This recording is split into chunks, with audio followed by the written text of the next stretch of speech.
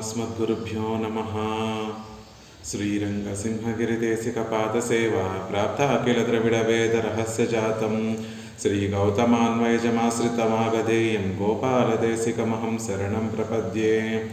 श्रीमद्गौतमवंशनायकमणेर्गोपालसूरेसुतं तत्पादाम्बुजलब्धयुग्मनिगमान्तार्थं सुशीलं सदा सद्विद्याविनयादिसद्गुणनिधिं स्वाचार्यनिष्ठान्वितं वन्दे वैष्णवभूषणं तमनगं श्रीरङ्गरामानुजं कौशिकान्वयसञ्जातं वेङ्कटार्यतनूभवं वेदान्ताचार्यसच्शिष्यम् उडैवर्लुगुरुं भजे। श्रीशैलेश इत्यादि प्रणतोऽस्मि नित्यं स्वादयन्निह सर्वेषां त्रय्यन्तार्धं सुदुर्ग्रहं स्तोत्रयामास योगीन्द्रस्त्वं वन्दे यामुनाह्वयं। नमो नमो यामुनाय नमो नमः। नमो नमो यामुनाय नमो नमः। श्रीमत्कृष्णसमाह्वाय नमो यामुनसूनवे यत्कटाक्षैकलक्ष्याणां सुलभः श्रीधरः सदा। భాగవతోత్తములందరికీ కూడా దాసోహాలు సమర్పిస్తూ మనం సేవించేటటువంటి ప్రయత్నం భాగవతోత్తములందరికీ కూడా దాసోహాలు సమర్పిస్తూ ఈరోజు వచ్చిన యథావకాశంగా మనం సేవించేటటువంటి ప్రయత్నం చేద్దాం. ఆళ్వందారులు అనుగ్రహించినటువంటి స్తోత్రరత్నం అనేటటువంటి గొప్ప ప్రబంధంలో ఆశ్చర్యకరమైనటువంటిది ఎంతో భోగ్యమైనటువంటి ఈ స్తోత్రంలో మనం 10 శ్లోకాలు సేవించేటటువంటి ప్రయత్నం చేశాం. క్రిందటి శ్లోకంలో నావేక్షసే యతి తతో భువనాన్యమూని నాలంభవో భవితుమేవ కృత ప్రవృత్తి ఏవం నిసర్గ సహృది త్వయి సర్వజంతో స్వామిన్న చిత్రమిదం ఆశ్రిత వాత్సలత్వం అని పరమాత్మ యొక్క ఆశ్రిత వాత్సల్యాన్ని మనకి తెలియజేసేటటువంటి శ్లోకం.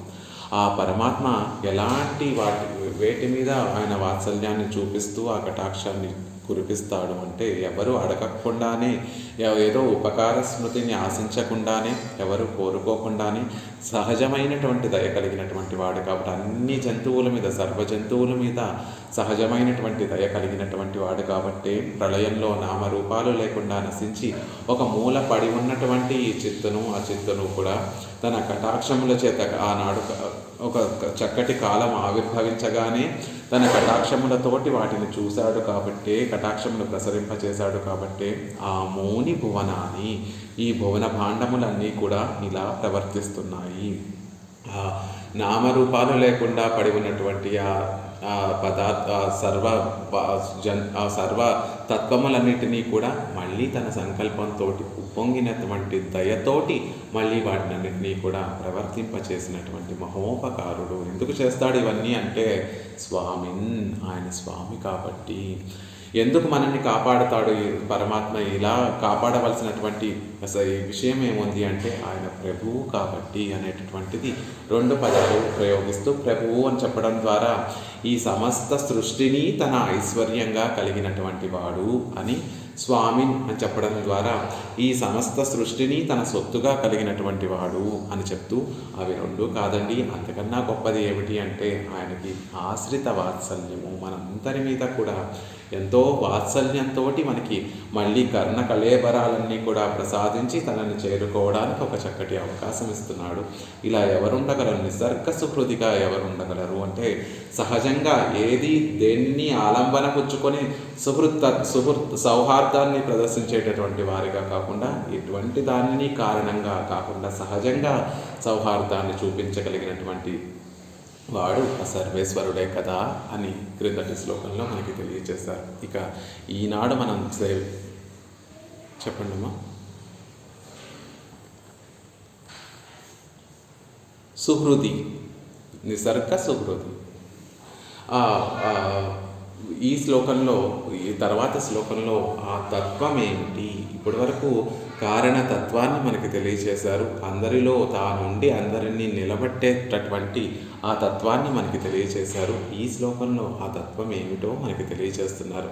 రామానుజుల వారు యాదవ ప్రకాశుల దగ్గర చేరి శాస్త్రాన్నంతటినీ కూడా అధ్యయనం చేసేటటువంటి రోజులలో యాదవ ప్రకాశులు ఆ ఉపనిషత్ వాక్యాలకి పొసగనటువంటి అర్థాలు కటాక్షిస్తున్నటువంటి రోజుల్లో రామానుజుల వారు ఆ విపరీతమైనటువంటి అర్థాలు విని సహించలేక బాధపడుతున్నటువంటి రోజులలో ఈ శ్లోకాన్ని ఈ శ్లోకము యామునాచార్యుల వారి యొక్క శిష్యులు ఈ శ్లోకాన్ని రామానుజుల వారికి వినేటట్టుగా సేవిస్తే అది వినినటువంటి రామానుజుల వారు ఇది అనుగ్రహించినటువంటి యామునాచార్యుల వారిని నేను సేవించాలి, వారికి శిష్యుడిగా ఉండాలి అని భావించి యామునాచార్యుల వారి మీద అత్యంత ఆదరాతిశయాన్ని పెంచుకున్నటువంటి శ్లోకం ఇది. రామానుజుల వారిని మన సాంప్రదాయానికి మళ్ళీ అనుగ్రహించి ఈనాడు ఈ విశిష్టాద్వైత సంప్రదాయం గొప్పగా ప్రవర్తించింది అంటే ఈ శ్లోకం కారణంగానే అని మహాని పెద్దలందరూ కూడా మనకు అనుగ్రహిస్తారు. అలాంటి గొప్ప శ్లోకాన్ని మనకి చెప్తున్నారు. క్రిందటి శ్లోకంలో తత్వం ఒకటి ఉంది, ఆ తత్వంలోంచే జగత్తంతా కూడా జగత్ యొక్క సృష్టి స్థితి లయములన్నీ కూడా అవుతున్నాయి. అలాంటి తత్వాన్ని అంటే అన్నిటికీ కారణమైనటువంటి తత్వం ఏదైతే ఉందో అదే అన్నిటికన్నా కూడా గొప్పది అని చెప్తున్నారు. ఎందులోంచి అయితే అన్నీ వస్తున్నాయో, సృజింపబడుతున్నాయో, దేనివల్ల అయితే అన్నీ రక్షింపబడుతున్నాయో, దేనివల్ల అయితే మళ్ళీ అన్నీ ప్రళయ సమయంలో తన లోపలికి తీసుకొని వాటిని కాపాడుతున్నాడో ఆ తత్వము అందరికన్నా కూడా గొప్ప కదా, ఆ తత్వము అందరికన్నా కూడా పరమైనది కదా అనేటటువంటి విషయాన్ని మనకి చెప్తున్నారు. ఆ విషయాన్ని మనకి ఇక్కడ మనకి ఈ శ్లోకంలో మనకి తెలియజేస్తున్నారు యామునాచార్యులు వారు. దాని విశేషాలు సేవించేటటువంటి ప్రయత్నం చేద్దాం. స్వాభావికీ ఇతి కీజ్ గతి సామాన్య న్యాయత్తాలే నారాయణనే సర్వస్మాత్ పరరెండ్రదు. కిందటి శ్లోకంలో నారాయణుడే అందరికన్నా కూడా గొప్పవాడు, సర్వస్మాత్ పరుడు అనేటటువంటి విషయాన్ని తెలియజేస్తున్నారు. మనం చతుర్ముఖ బ్రహ్మ ఈ సృష్టిని అంతటినీ కూడా చేస్తాడేమో, ఆ తర్వాత రుద్రుడు ప్రళయంలో ఈ లోకాలన్నిటినీ కూడా సంసిపోయేటట్టుగా చేస్తాడేమో అనుకుంటాం. కాదు. ఆ రుద్రుడు చతుర్ముఖ బ్రహ్మ కూడా ఆయన కటాక్షం పడడం వల్లనే వారు కూడా ఈ లోకంలోకి సృజింపబడి ఈ లోకంలో వారు నిలబడి ఉండి వారు చేసేటటువంటి కార్యక్రమాలు చేయగలుగుతున్నారు. దానంతటికీ కూడా కారణం ఏమిటి అంటే ఆ ముఖ్యమైనటువంటి ప్రధానమైనటువంటి కారణతత్వమే దానికి కారణము అంటున్నారు. ఆ కారణతత్వం ఎవరు అంటే నారాయణుడు, శ్రీమన్నారాయణుడే ఆ కారణతత్వము అని గతి సామాన్య నాయత్తాలే అంటే పర్యవసించినటువంటి విషయాన్ని తెలియచేస్తూ దానికి కారణమైనటువంటిది ఏదైతే ఉందో అది గొప్పది. గత్యర్థములన్నీ కూడా బుద్ధ్యర్థములు అనేటటువంటిది న్యాయం. అంటే మనం చూస్తూ ఒక కారణం, ఒక పని జరగడానికి వెనకాల కారణమైన ఏదైతే ఉందో దానిని గుర్తించి అది గొప్పది అని తెలుసుకోవడమే. ఎలా అయితే మనం తెలుసుకుంటూ ఉంటామో అలా నారాయణుడి వల్లే ఈ లోకములన్నీ కూడా సృజింపబడుతున్నాయి. ఆయనలో ఉప్పొంగినటువంటి దయ వల్లే, దయతో కూడినటువంటి ఆ కటాక్షముల వల్లే ఈ లోకములన్నీ సృజింపబడి ఆ లోకములో అన్ని జీవరాశులు కూడా ప్రవర్తిస్తున్నాయి అనేటటువంటి విషయాన్ని తెలియజేశారు. కాబట్టి శ్రీమన్నారాయణుడే సర్వస్మాత్ పరుడు, అందరికన్నా కూడా గొప్పవాడు, అందరికన్నా కూడా ఆధిక్యము కలిగినటువంటి సర్వాధిక్యము కలిగినటువంటి వాడు అనేటటువంటి విషయాన్ని క్రిందటి శ్లోకంలో తెలియజేశారు.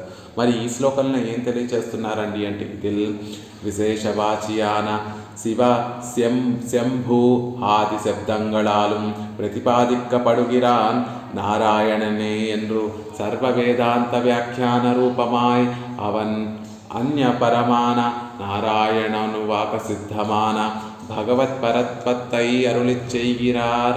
ఒక 5 శ్లోకాలలో పరమాత్మ యొక్క పరత్వాన్నే తెలియచేస్తున్నారు ఆళ్వందారులు అని మనం చెప్పుకున్నాం. క్రిందటి శ్లోకం 1వది, ఈ శ్లోకం 2వది. 1వ శ్లోకంలో అన్నిటికీ కూడా కారణభూతుడు ఆయనే అని తెలియచేసిన తర్వాత ఈ శ్లోకంలో ఏం తెలియచేస్తున్నారు అంటే ఉపనిషత్తులు వేదవాక్యములన్నీ కూడా అక్కడక్కడ కొన్ని పదాలు ప్రయోగించాయండి. బ్రహ్మ, శివ, శంభువు అనేటటువంటి పదాలు ప్రయోగిస్తున్నాయి. ఆ పదములన్నీ కూడా వారికే చెందినటువంటివి. అంటే ఎవరైతే ఆ పేరును కలిగినట్టు ఉన్నారో వారికి చెందినటువంటివి అనుకుంటాము. కాదు.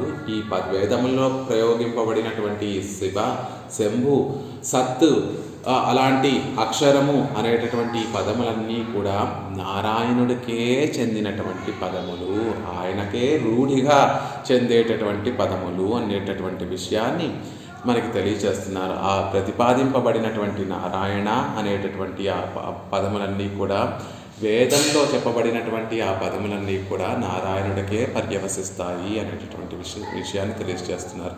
అనన్య పరమాన నారాయణానువాక సిద్ధమాన భగవత్ పరతత్వత్తై అరులు చేయగిరార్. అంతేకాకుండా వేదంలో నారాయణ అనువాకము అనేటటువంటి ప్రసిద్ధమైనటువంటి ఒక వేద భాగం ఉంది. ఆ భాగం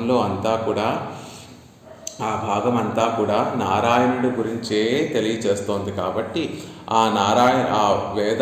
నారాయణ పరత్వంలో చెప్పబడినటువంటి ఆ విషయాన్నే మళ్ళీ ఇక్కడ ప్రతిపాదిస్తున్నారు ఆళ్వందారులు అనేటటువంటి విషయాన్ని ఇక్కడ మనకి ఈ శ్లోకం ద్వారా మనకి తెలియచేస్తున్నారు.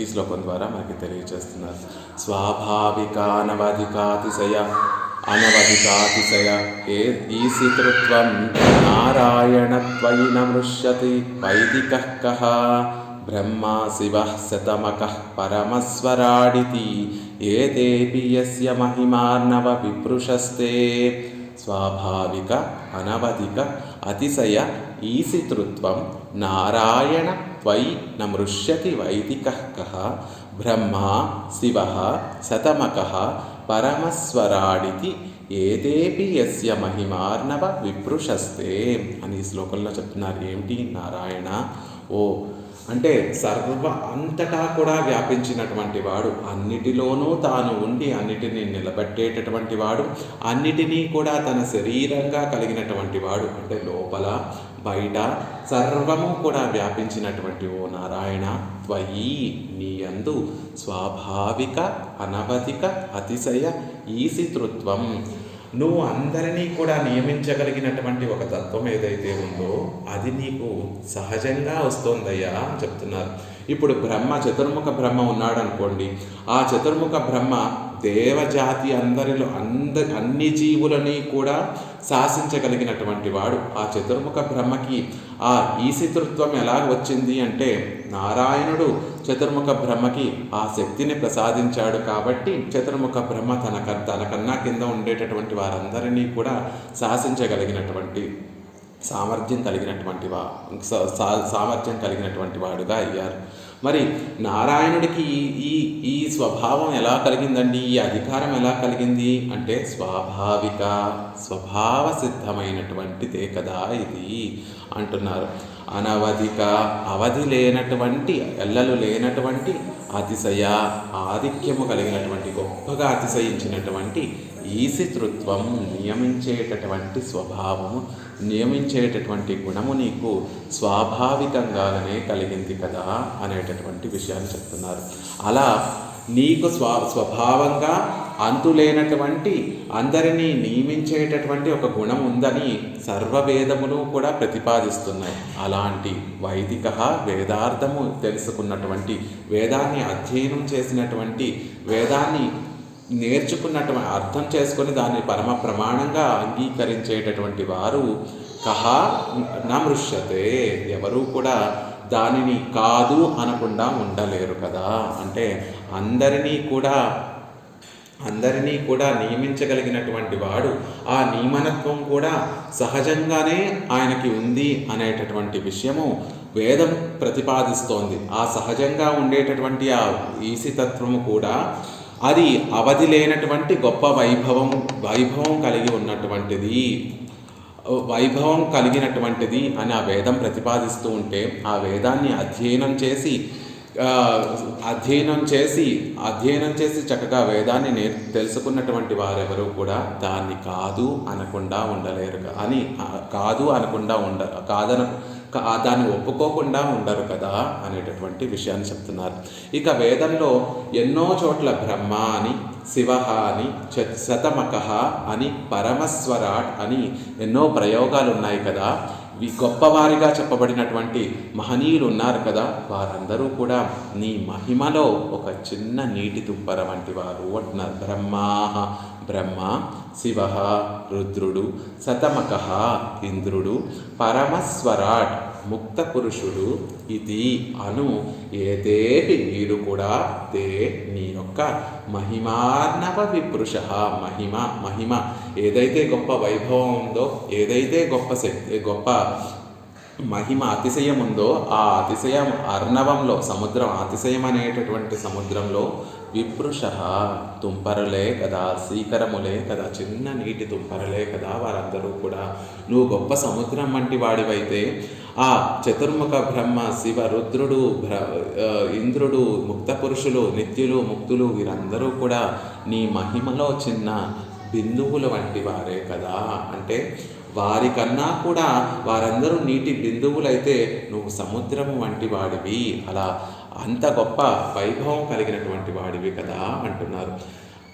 ఎందుకు ఇలా చెప్తున్నారు అంటే వేదముల్లో కొన్ని చోట్ల ఆ చతుర్ముఖ బ్రహ్మ గొప్పవాడని, బ్రహ్మ అనేటటువంటి వాడు గొప్పవాడని, శివ అనేటటువంటి నామం కలిగినటువంటి వారు గొప్పవారని, ఇంద్రుడు గొప్పవాడని, లేకపోతే ముక్త పురుషుడు పరమస్వరాట్ అని చెప్పబడేటటువంటి ఆ జీవుడు ఎవరైతే ఉన్నారో వారు గొప్పవారని చెప్తున్నారు. కాదు స్వామి, వారందరూ కూడా నీ మహిమలో నీటి తుంపరుల వంటి వారు అని చెప్పడం ద్వారా వారికన్నా కూడా గొప్ప వైభవం కలిగినటువంటి వాడివి అని చెప్తూ నారాయణ అనేటటువంటి పదాన్ని ప్రయోగించడం వల్ల ఇప్పుడు గొప్పవారిగా చెప్పబడినటువంటి వారందరూ ఎవరైతే ఉన్నారో వారిని కూడా నిలబెట్టేటటువంటి వాడివి నువ్వే కదా అనేటటువంటి విషయాన్ని చెప్తున్నారు.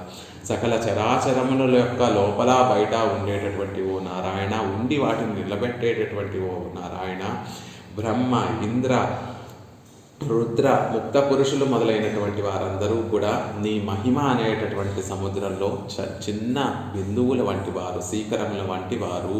ఇదే వేదము కూడా వేదంలో కూడా ప్రతిపాదింపబడుతోంది.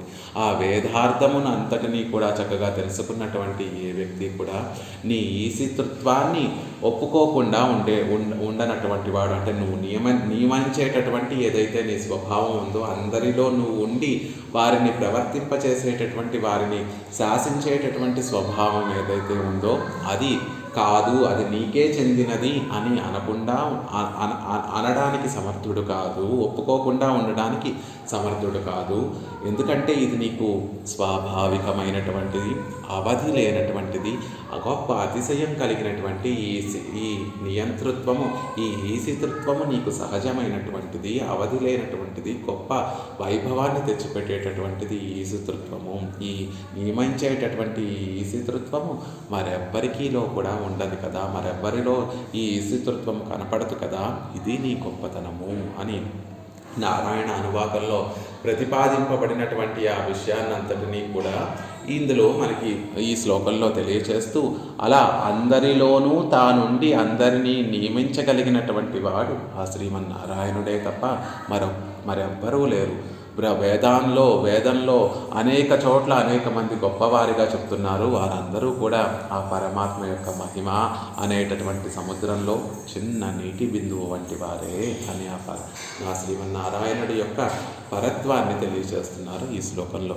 స్వాభావిక, అనవధిక, అతిశయ ఈశితృత్వం అని చెప్పడం ద్వారా ఇత్తాల్ పరత్వ లక్షణం సొల్లుగిరదు ఇలా చెప్పడం ద్వారా పరత్వం యొక్క లక్షణాన్ని, అంటే సర్వస్మాత్ పరుడు ఎవరు, అందరికన్నా సర్వ ఆధిక్యము కలిగినటువంటి వాడెవరు అంటే ఆయనే శ్రీమన్నారాయణుడే. అనవధిక, అతిశయ ఈశితృత్వం, హద్దులు లేనటువంటి గొప్పదైనటువంటి నియంతృత్వము, నియమించగలిగినటువంటి ఆ శక్తి ఎవరికి ఉంది అంటే శ్రీమన్నారాయణుడికే ఉంది. అదేమన్నా తెచ్చిపెట్టుకున్నటువంటి ఈశితృత్వమా, తెచ్చిపెట్టుకున్నటువంటి గొప్ప అతిశయమా? కాదు. స్వాభావికంగా సహజంగా ఆయనకి వచ్చినటువంటి ఈశితృత్వము. స్వాభావిక శబ్దத்தால் கர்மோபாதிகமாய் அத்தால் அனித்யமாய் துக்கமிஸ்ரமான బ్రహ్మాదిగళైశ్వర్యత్తై వ్యావర్తిక్కిరదు. స్వాభావికముగా వచ్చినటువంటిది అని చెప్పడం ద్వారా ఇతర గొప్పగా చెప్పబడేటటువంటి ఇతరుల కన్నా కూడా భగవంతుడి దగ్గర ఉండేటటువంటి ఈశితృత్వము అనేటటువంటి ఐశ్వర్యం ఏదైతే ఉందో అది చాలా గొప్పది అని చెప్తున్నారు. ఇప్పుడు చతుర్ముఖ బ్రహ్మకి ఆ పదవి ఎలా కలిగింది అంటే ఎవరైనా సరే కొన్ని వేల కోట్ల అశ్వమేధ యాగాలు చేస్తే ఆ పదవి లభిస్తుంది అనేటటువంటి విషయం మనకి వేదాలలో చెప్పబడుతుంది. శతమకః అని చెప్పబడేటటువంటి ఆ ఇంద్రుడు 1000 క్రతువులు చేస్తే ఆ ఇంద్ర పదవి లభిస్తుంది అని వేదంలో చెప్పబడింది. అంటే ఎవరైనా సరే కర్మోపాధికమాయ్ కర్మను ఆచరించి పొందినటువంటి ఈశితృత్వము కాదు, నియంతృత్వము కాదు. నేను కూడా ఈరోజు ఇంద్ర పదవిని అధిరోహించాలి అంటే నేను కూడా ఒక 1000 యాగాలను ఆచరిస్తే భగవంతుని కటాక్షం నా మీద పడితే నేను కూడా ఇంద్ర పదవిని సంపాదించుకోగలను. ఆ సంపాదించుకోవడం ఎలాగా? కర్మోపాధికమై కర్మను ఆచరించడం ద్వారా దాని ఫలంగా పొందడం ద్వారా ఒక నియంతృత్వం. ఆ ఇంద్ర పదవిని పొందినటువంటి వాడు ఏం చేయగలడు అంటే తనకన్నా కింద ఉన్నటువంటి ఆ దేవతలందరినీ, తనకన్నా కింద ఉండి తక్కువ వారైనటువంటి జీవులందరినీ కూడా నియమించగలిగినటువంటి శక్తి కలుగుతుంది. అది ఆ ఇంద్ర పదవిలో ఉన్నటువంటి జీవుడికి ఎలా లభిస్తుంది అంటే ఒక కర్మను ఆచరించి ఫలంగా ఆ ఈశితృత్వం అనేటటువంటిది వచ్చింది. కానీ నీది అలాంటిది కాదు. స్వాభావికంగా వచ్చినటువంటి విషయం కదా, వచ్చినటువంటి సామర్థ్యము కదా అనేటటువంటి విషయాన్ని చెప్తున్నారు. అత్తాలే అనిత్యమాయ్ దుఃఖ మిశ్రమమాన అలా కర్మను ఆచరించడం ద్వారా కలిగినటువంటి ఈశితృత్వం ఏదైతే ఉందో అది అనిత్యంగా ఉంటుంది. ఇంద్రుడు ప్రళయ సమయంలో ఆ ఇంద్ర పదవిలో ఉన్నటువంటి జీవుడు సమసిపోతాడు. ఆ జీవుడికి ఉన్నటువంటి ఆ గౌరవం, అతిశయం ఏదైతే ఉందో అందరినీ, తనకన్నా కింద వారిని అందరినీ కూడా నియమించగలిగినటువంటి శక్తి సామర్థ్యాలు ఏవైతే ఉన్నాయో అవి నశించిపోతూ ఉంటాయి. దుఃఖ మిశ్రమమాన ఎప్పుడు ఇంకొకరెవరు శతక్రతువుల్ని చేసి మళ్ళీ ఆ ఇంద్ర పదవిని పొందుతారో అని నిత్యము కూడా ఆ ఇంద్రుడికి భయం కలుగుతూనే ఉంటుంది. మనం తిరుమలై సేవించేటప్పుడు ఒక వృత్తాంతాన్ని తెలుసుకున్నాం. ఒక రాజు ఈ లోకంలో గొప్ప పుణ్యకార్యములు చేసినటువంటి ఆ రాజు తనతో పాటు సమానంగా ఆ ఇంద్ర పదవిని అధిరోహిస్తే ఆ ఇంద్రుడికి ఎలా అయినా ఆ రాజుని కిందకి మళ్ళీ పడవేయాలి అనేటటువంటి ఆలోచనతోటి అతను ఏదో ఒక ప్రశ్న వేసి ఆ ప్రశ్నకి తప్పుకి అహంకార భూయితమైనటువంటి సమాధానం చెప్తే ఆ రాజుని మళ్ళీ కిందకు నెట్టేశాడు అనేటటువంటి విషయము ఉదాహరణగా మనకు చెప్తూ ఉంటారు. అలా ఆయన సముపార్జించినటువంటి ఆ ఇంద్రుడు సముపార్జించినటువంటి ఆ ఈశితృత్వం ఏదైతే ఉందో, ఆయన నియమైన శక్తి ఏదైతే ఉందో అది దుఃఖ మిశ్రమమైనది. అలా ఆ బ్రహ్మ రుద్రాది ఇంద్రాది దేవతలకు ఉండేటటువంటి ఆ ఐశ్వర్యము అనిత్యమైనటువంటిది, దుఃఖ మిశ్రమమైనటువంటిది. కానీ పరమాత్మకు ఉండేటటువంటి ఈ వైభవం ఎలాంటిది అంటే స్వాభావికంగా స్వభావ సిద్ధంగా వచ్చేది కాబట్టి అది ఎప్పుడూ కూడా నిత్యంగా ఉంటుంది. అది ఎప్పుడో ఎవరో ఒకరు నాకు ఇచ్చేటటువంటిది కాదు, నా నుండి తీసుకునేటటువంటిది కాదు అని తెలిసినప్పుడు దాంట్లో దుఃఖం అనేటటువంటిది కలవనటువంటి గొప్ప ఐశ్వర్యం కదా నీ దగ్గర ఉండేటటువంటిది అంటున్నారు. అలా ఇతరులకు వచ్చేటటువంటి ఆ నియంతృత్వం, ఈశితృత్వం నియమన శక్తి ఏదైతే ఉందో అది కర్మ వల్ల ఏర్పడేది, అది అనిత్యమైనటువంటిది, అది దుఃఖ మిశ్రమమైనటువంటిది. కానీ పరమాత్మకు ఉండేటటువంటి ఆ ఈశితృత్వం ఏదైతే ఉందో అది సహజ సిద్ధంగా స్వాభావికంగా ఆయనకు వచ్చినటువంటిది అంటున్నారు. ఇక అనవధికాతిశయ శబ్దత్తాలే నిత్యరయ్యము ముక్తరయం వ్యావర్తిక్కిరదు సస్వరాడ్భవతి ఎన్றுం సత్యకామః సత్య సంకల్పః ఎన్றுం నిత్య ముక్త విషయమాన ఐశ్వర్యంగళై భగవదయత్తమాయ్ సావధికంగళమాయ్ ఇరుక్కయ్యాలే. ఇక్కడ ఇంకొక పదంతో స్వాభావిక, అనవధిక, అతిశయ, ఈశితృత్వం అంటున్నారు. స్వాభావికము అని చెప్పడం ద్వారా బ్రహ్మరుద్రాదులకు ఉన్నటువంటి శక్తి సామర్థ్యాల కన్నా, వారికి ఉండేటటువంటి ఐశ్వర్యము కన్నా భగవంతుని యొక్క ఐశ్వర్యం గొప్పది అనేటటువంటి విషయం చెప్తున్నారు. అంటే కర్మ వల్ల ఏర్పడినటువంటిది కాదు, సహజ సిద్ధంగా ఉన్నది అని చెప్తున్నారు. కానీ కొంతమంది ఉంటారు కర్మ అనేటటువంటిది అంటనటువంటి వారు కొంతమంది ఉన్నారు. నిత్యులు అనేటటువంటి వారు, నిత్యసూరులు అనేటటువంటి వారు అసలు ఈ సంసారం అనేటటువంటి వలయంలోకే ప్రవేశించినటువంటి వారు, వారికి కర్మ అనేటటువంటిది అంటనే అంటదు. కాబట్టి ఆ నిత్యులు ముక్తులు కూడా పరమాత్మ అంత వైభవం కలిగినటువంటి వారే. కాబట్టి నిర్మల గారు మ్యూట్లో ఉండాలని ప్రార్థిస్తున్నానండి. నిత్యులు ముక్తులు కూడా పరమాత్మ అంత వైభవం కలిగినటువంటి వారు కదండి. కాబట్టి పరమాత్మకి వారికి ఏమిటి తేడా అంటే ఆ విషయాన్ని చెప్తున్నారు. అనవధిక అతిశయ అనేటటువంటి పద ప్రయోగంతో పరమాత్మ యొక్క వైభవము ఆ నిత్యులు ముక్తుల కన్నా కూడా గొప్పది, వారికన్నా కూడా గొప్పది అనేటటువంటి విషయం చెప్తున్నారు. ఆ నిత్యులు ముక్తులు అనేటటువంటి వారు ఎలాంటి వారు అంటే సా స్వరాట్ భవతి, వారు చేసినటువంటి ఎప్పుడూ కూడా ఈ సంసారం అనేటటువంటి గంధము అంటనటువంటి వారు, సంసారం అనేటటువంటి ప్రకృతి సంబంధం లేకుండా గొప్ప గుణములు, గొప్ప వైభవ స్వభావము కలిగినటువంటి వారు అనేటటువంటిది సస్వరాట్ భవతి అనేటటువంటి విషయం తెలియజేస్తుంది. ఇంకా వారందరూ కూడా ఎలాంటి వారు అంటే సత్యకామః సత్య సంకల్పః. ఆ నిత్యముక్తులు కూడా పరమాత్మ ఎలా అయితే సత్యకాముడో, పరమాత్మ ఎలా అయితే సత్య సంకల్పుడో, ఆ నిత్యులు ముక్తులు కూడా సత్యకాములు సత్య సంకల్పములు. అంటే వారు కోరుకున్నదన్నీ కూడా వారికి దక్కుతాయి. వారు చేసేటటువంటి సంకల్పములన్నీ కూడా నెరవేరేటటువంటి సామర్థ్యం కలిగినటువంటి వారు. మరి ఇవన్నీ కూడా ఒక పరమాత్మతో సమానంగా ఉన్నాయి కదండి. పరమాత్మ సత్యకాముడు, పరమాత్మ సత్య సంకల్పుడు. పరమాత్మలో కూడా నిత్యులలో ముక్తులలో చక్కగా 8 కళ్యాణ గుణములు, అష్టగుణ ఆవిర్భావం అని 8 కళ్యాణ గుణములు ఉంటాయని చెప్తారు.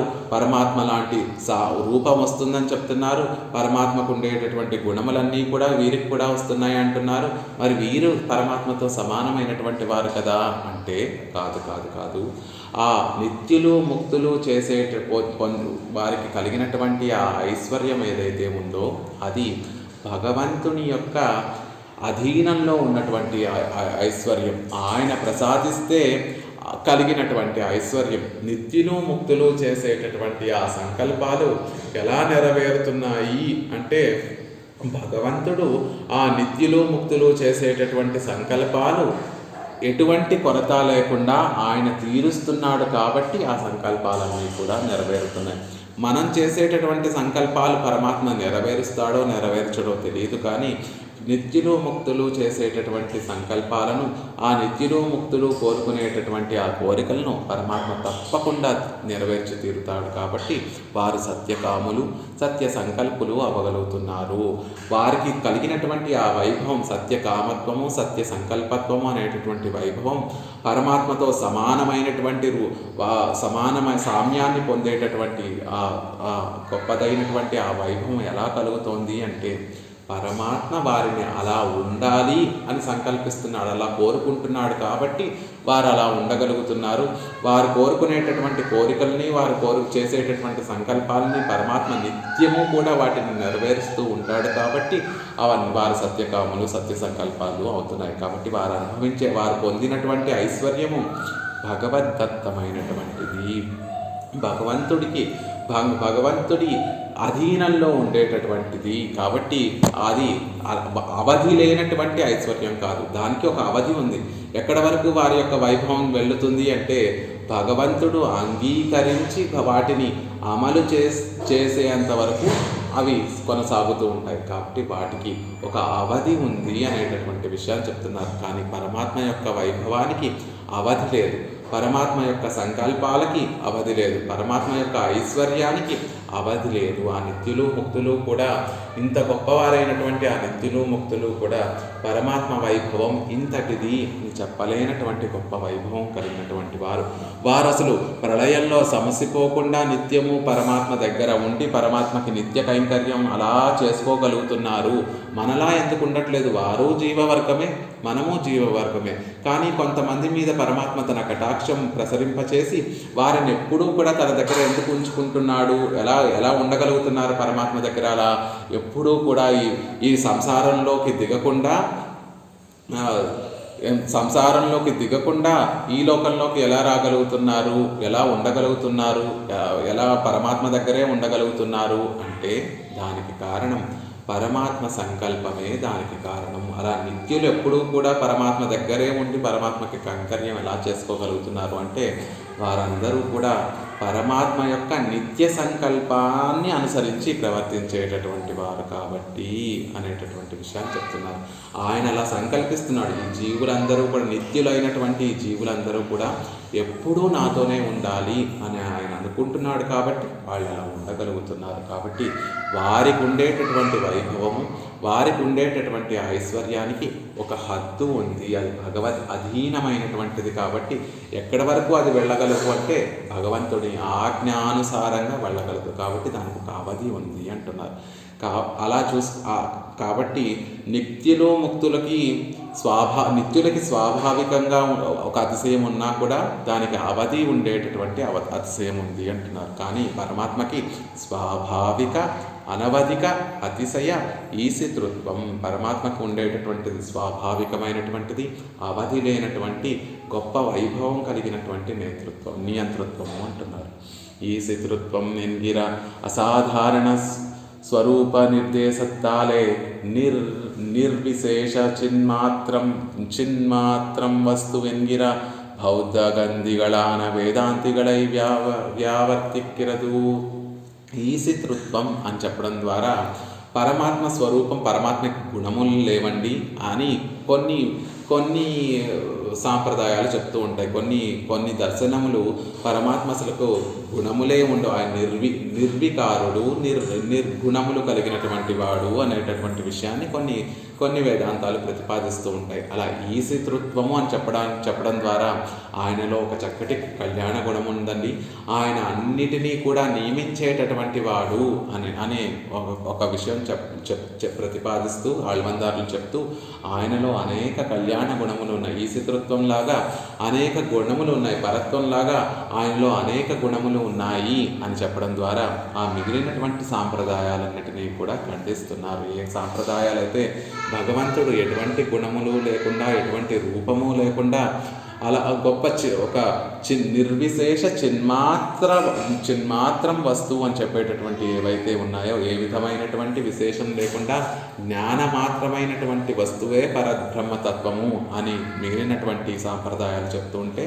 వాటిని ఖండిస్తూ ఆయనలో అనేక కళ్యాణ గుణములు ఉన్నాయండి. ఆ కళ్యాణ గుణముల్లో ఈశితృత్వం అనేటటువంటిది ఒక గుణము, పరత్వం అనేటటువంటిది ఒక గుణము అనేటటువంటి విషయాన్ని మనకి తెలియజేస్తున్నారు. అలా సహజమైనటువంటిది, అవధి లేనటువంటిది, అతిశయించినటువంటి ఈశితృత్వాన్ని కలిగినటువంటి వాడు.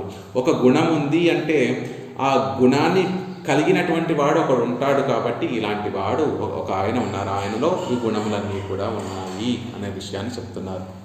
మరి ఆయన ఎవరు అంటే నారాయణుడు, శ్రీమన్నారాయణుడు ఈ స్వాభావికంగా అవధి లేనటువంటి అతిశయం కలిగినటువంటి ఈశితృత్వాన్ని కలిగినటువంటి వాడు. సద్ బ్రహ్మాది సామాన్యవాచి శబ్దంగళయం விசேஷவாச்சியான சிவ செம்பு ஆதி சப்தங்களையும் நாராயண் பக்கலிலே வியவஸ்தாபிக்கிற நாராயணானுவாக்கம் சொல்லுகிற இவ்வர்த்தத்தில் பிரமாணமென்று ప్రత్యభిజ్ఞై పన్నపడుగిరదు.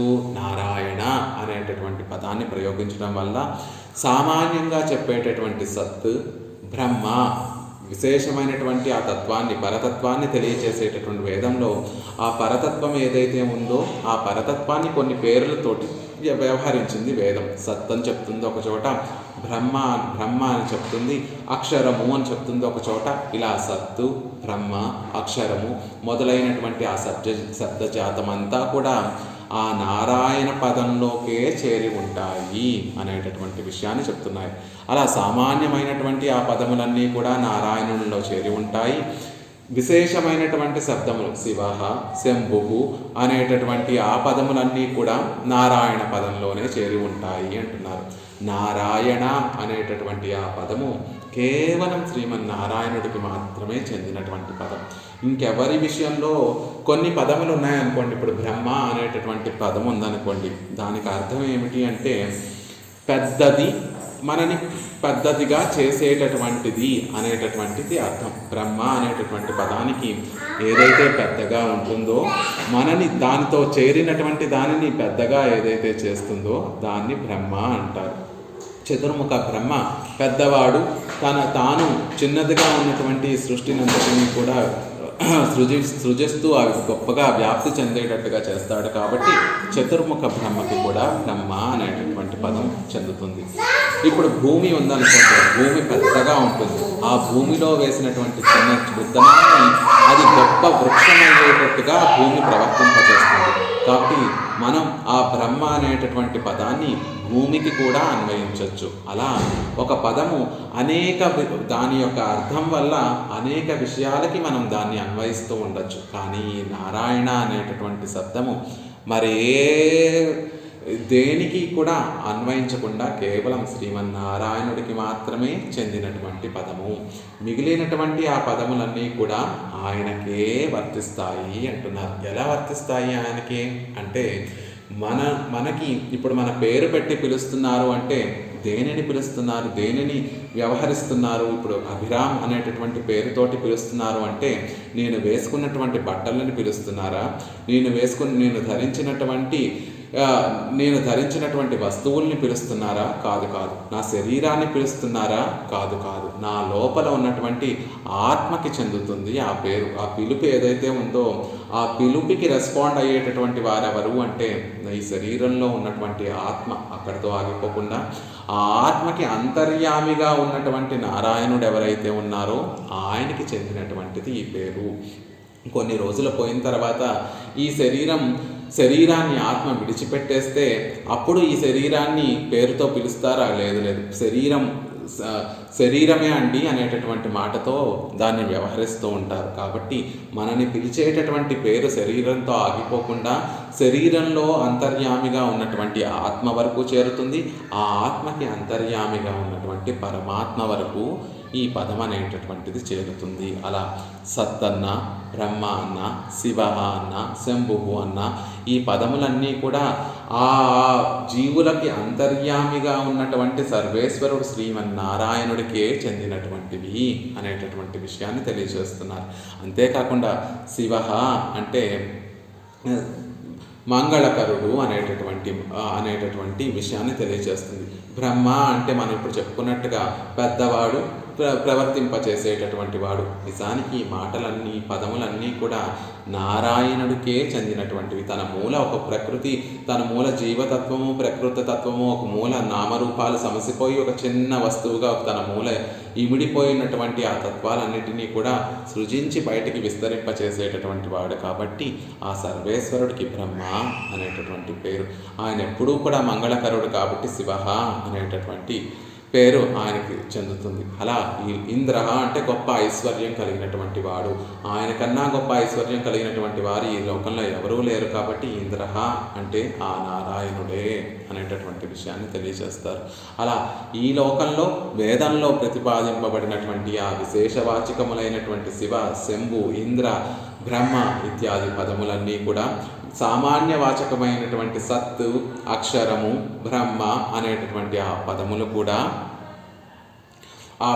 కూడా పరమాత్మకే చెందినటువంటివి అనేటటువంటి విషయాన్ని మనకి ఇక్కడ తెలియజేస్తున్నారు. ఈ నారాయణ అనేటటువంటి ఈ పదముతోటి. అలా నారాయణను వాకుం సొల్లుగిర వర్ధత్తిల్ ప్రమాణమెన్రు ప్రతివిఘ్నై పన్నుగిరదు. అలా ప్రమాణాన్ని చూపిస్తున్నారు నారాయణ అనేటటువంటి విషయము. ఈ పదములన్నీ కూడా నారాయణుడికే చెందినటువంటివి అనేటటువంటి విషయాన్ని తెలియజేస్తున్నారు. த்வயி சர்வவேதந்தங்களிலும் சர்வாதிக்யனாக பிரதிபாதிக்கப்படுகிறவனாய் ఇవ్వాత్మావుకు వగుత్తవనాయ్ ఉన్ పక్కలిలే. త్వయి అని ప్రత్యేకంగా చెప్పడం ద్వారా నారాయణ త్వయి నమృష్యతి వైదికః కః, నిన్ను తెలుసుకోలేనటువంటి వైదికులు ఎవరైనా ఉంటారా అని త్వయి అని చెప్పడం ద్వారా సర్వవేదాంతంగళిలు సర్వాదిక్య ప్రతిపాదిక్కப்படுகிறవనాయ్, అలా అన్ని వేదాలలో సర్వాధిక్యుడివి నువ్వు అని ప్రతిపాదింపబడినటువంటి వాడవైనటువంటి నువ్వు ఈ ఆత్మావుకు భగుత్త శేషి అయినటువంటి నువ్వు ఈ ఆత్మలన్నిటికీ కూడా శేషి అయినటువంటి నీ పట్ల ఈ ఆత్మలన్నిటికీ కూడా ఆయన నారాయణుడు అయ్యాడు కాబట్టే ఈ ఆత్మలన్నిటికీ కూడా వగుత్త శేషి అంటే సహజమైనటువంటి శేషి ఎప్పుడు అవ్వగలడు అంటే మనకి యజమాని అయి ఉండి మనకి ఉపకారం చేసేటటువంటి వారు ఎవరైనా ఉంటే వారు మనకి యజమాని అవుతారు, మనం వారికి దాసులం అవుతాం.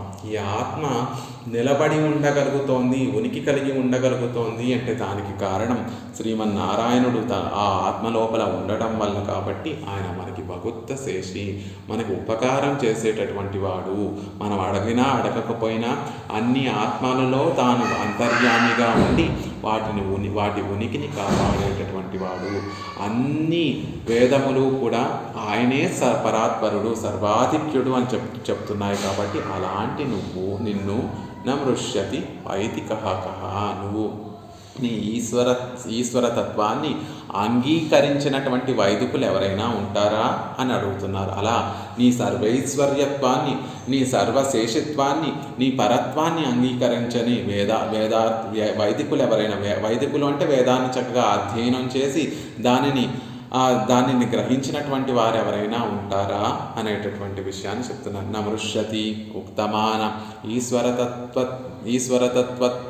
ఈశ్వరత్వత్తై పారాదే వజుగిరవన్. ఇంతకుముందు చెప్పినటువంటి ఆ ఈశ్వరత్వాన్ని గ్రహించలేనటువంటి వారు ఎవరైనా, అలాంటి గ్రహించలేనటువంటి వైదికులు ఎవరైనా ఉంటారంటే వేదాన్ని చక్కగా అధ్యయనం చేస్తే, వేదాన్ని చక్కగా తెలుసుకుంటే చివరికి మనకి తెలిసేది ఏమిటి అంటే ఈ ఆత్మకి వగుత్త శేషి ఆయన. మనకి ఈ ఆత్మలన్నిటికీ కూడా శేషభూతుడు, ఆ శేషి ఆయన. మనం అందరం కూడా ఆయనకి శేషభూతులము అనేటటువంటి విషయం తెలుస్తుంది. అలా ఆయన ఆ శేషి ఎలా అవుతున్నాడు అంటే ఆయనకి స్వాభావికంగా అనవధికంగా అతిశయించినటువంటి ఈశ్వరత్వం అనేటటువంటిది ఉంది. కాబట్టి అందరినీ నియమనం చేయగలిగినటువంటి ఒక సామర్థ్యము, శక్తి ఉంది. కాబట్టి అది కూడా ఆయనకి స్వాభావికంగా ఉంది. కాబట్టి అది కూడా అది అవధి లేనటువంటి ఈశ్వరత్వం. కాబట్టి అలాంటి వైభవం కలిగినటువంటి వాడు. కాబట్టి ఈ సృష్టినంతా, జగత్తునంతా కూడా తన సొత్తుగా కలిగినటువంటి వాడు. కాబట్టి ఈ సృష్టినంతటినీ కూడా తన ఐశ్వర్యంగా కలిగినటువంటి వాడు. కాబట్టి ఆయన యజమాని అవుతున్నాడు, మనం ఆయనకి సేవకులం అవుతున్నాము. ఇలాంటి ఈ శత్రుత్వాన్ని, ఇలాంటి పరతత్వాన్ని తెలుసుకోలేనటువంటి వైదికులు ఎవరైనా ఉంటారా అంటున్నారు.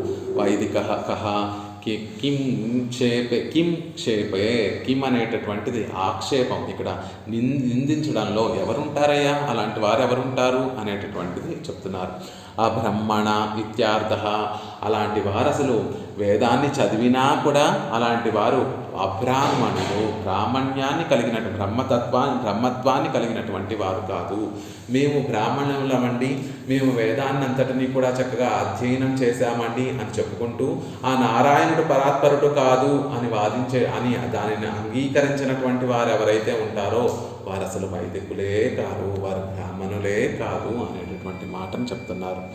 యో విష్ణుం సతతం ద్వేషి విష్ణు భక్తి విహీనో యస్సర్వశాస్త్రార్థ వేద్యపి బ్రాహ్మణ్యం తస్య న భవేత్ తస్యోత్పత్తిర్నిరూప్యతాం ఇత్యాది. ఎవరైతే వేదాలన్నిటినీ కూడా చదివి ఆ పరమాత్మ సర్వేశ్వరుడు కాడు అనేటటువంటి విషయాన్ని సర్వేశ్వరుడు అనేటటువంటి విషయాన్ని తెలుసుకోలేకపోతున్నారో, ఎవరైతే ఆ విష్ణువుని సతతం ద్వేషిస్తున్నారో వారు యో విష్ణుం సతతం ద్వేషి. ఎవరైతే ఆ విష్ణువుని సతతం ద్వేషిస్తున్నారో వారు బ్రాహ్మణులు కారు, వారిలో బ్రహ్మత్వము ఉండదు. వారు జన్మతః బ్రాహ్మణత్వాన్ని పొందినటువంటి వారు అయి ఉండొచ్చు, కానీ విష్ణువు యొక్క పరతత్వాన్ని తెలుసుకోలేనటువంటి వారు బ్రాహ్మణులే కారు అని బ్రహ్మాండ పురాణంలో చెప్పబడింది. విష్ణు భక్తి విహీనో యస్ సర్వశాస్త్రాద్ వేద్యపి. సర్వశాస్త్రాలను వేదాలను చదివినటువంటి వాడైనప్పటికీ కూడా విష్ణు భక్తి విహీనో, విష్ణువు పట్ల భక్తి లేనటువంటి వారైతే బ్రాహ్మణ్యం తస్య న భవేత్, వారిలో బ్రహ్మత్వము అనేటటువంటిది బ్రాహ్మణ్యం అనేటటువంటిది ఉండదు.